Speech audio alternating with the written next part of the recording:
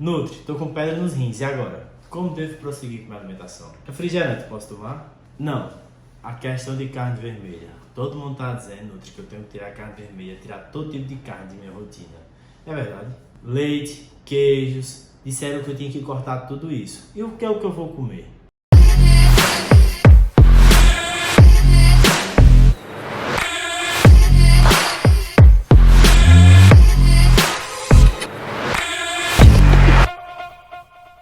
Fala galera, eu sou Atila Sobral, nutricionista esportivo, e hoje nosso papo é sobre litíase renal, também conhecida como pedra nos rins, nefrolitíase ou cálculos renais. Vamos lá levar informação com qualidade para a gente ajudar a quebrar esses mitos. Pessoal, ela consiste no acúmulo de minerais nos rins, que contém componentes cristalinos e orgânicos. Eles são formados quando a urina se torna supersaturada em relação ao mineral. O oxalato de cálcio, ele é o principal constituinte da maioria dos casos de pedra nos rins, muitas das quais se formam em uma base de fosfato de cálcio chamada de placas de Randall. A formação dos cálculos, pessoal, é altamente prevalente, viu? Ela atinge 150 mil casos por ano no Brasil. E é uma taxa que aumenta 14,8% por ano. E sua prevalência, sua recorrência de 50% dos casos nos primeiros 5 anos do episódio inicial do paciente. É um número grande e muito crescente. Os principais fatores de risco para a formação dos cálculos, pessoal, são comumente citados na literatura: a obesidade, a diabetes, a hipertensão, doenças das síndromes metabólicas. Pessoal, e os cálculos renais, eles ainda podem levar a quadros de hipertensão, quadros de doença renal crônica ou até mesmo doença renal em estágio terminal. Quando a gente fala de doença, pessoal, a correlação entre a obesidade e os cálculos urinários é comprovadamente por vários estudos epidemiológicos. O processo de litogênese, a formação dos cálculos renais, ele é ativado por algumas anormalidades urinárias, que parecem estar mais representadas no paciente obeso em comparação daquele paciente que está com peso dentro dos padrões normais. O ácido úrico, ele é uma das principais composições do cálculo. E a resistência à insulina, pessoal, e a dieta alimentar são os mecanismos responsáveis pela formação das pedras nos rins. Então vocês estão vendo que sempre a gente bate na tecla de obesidade, de doenças com síndromes metabólicas, de resistência à insulina, como porta de entrada para todas as outras doenças.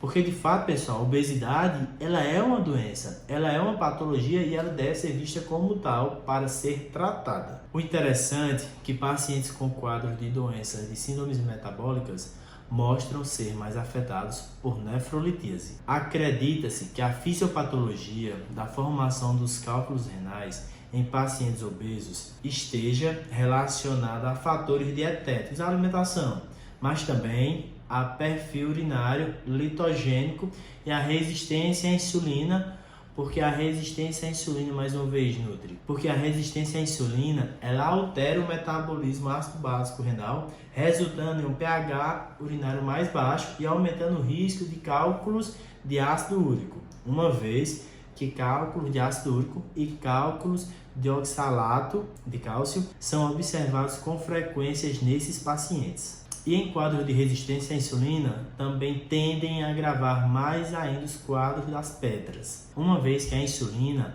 age como um hormônio supressor da via ubiquitina-proteasoma. Assim, a resistência à insulina na uremia poderia contribuir também com o aumento da degradação proteica, assim aumentando os níveis de ureia. Então, se nós estamos vendo que a maioria dos casos em pacientes com obesidade, em pacientes com doenças de síndromes metabólicas, o aconselhamento nutricional deve ser organizado na hora para esse paciente. De princípio, eu preciso aumentar a ingestão de água. Tenho que ter a manutenção de uma dieta balanceada, com equilíbrio entre os minerais, principalmente de cálcio, com ingestão não inferior a 1 grama por dia, redução da ingestão de sal, consumir menos de 2 gramas por dia e equilíbrio da ingestão de alimentos ricos em potássio.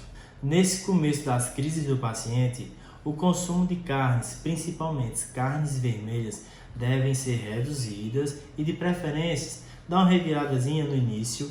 Então vamos adicionar frango, peixe, eles são bem-vindos nesse processo, mas cuidado com as quantidades. Lembrar também que existem alimentos que têm grandes quantidades de oxalato. Um exemplo, espinafre cozido, beterraba, cacau em pó, pimenta. E eles devem ser reduzidos, se possível, retirados nesse início. E claro, o que não iria faltar na lista, pessoal, refrigerantes, né? Esse deve ser abolido de vez de nossas rotinas. Quando eu falo em dieta balanceada, eu tenho que ter cuidado porque as dietas com grandes déficits calóricos de cálcio devem ser evitadas na maioria dos pacientes, pois aumenta a absorção intestinal e a excreção de urina de oxalato, aumentando assim a litogênese, ou seja, a formação desses cálculos. Porque além disso, pessoal, essas dietas podem causar ou piorar a desordem mineral e óssea. Daí, a dieta equilibrada vai ajudar em todos esses fatores no paciente, melhorando a qualidade de vida, evitando desses quadros serem acometidos e dar longevidade ao paciente. Por isso, bato sempre na tecla com vocês. Busquem sempre o acompanhamento nutricional com seu nutricionista. Sempre vão em consultas periódicas, cuidem de sua saúde, que é a coisa mais importante e preciosa que nós temos. Qualquer dúvida, manda mensagem aqui para o Nutri, que nós estamos juntos.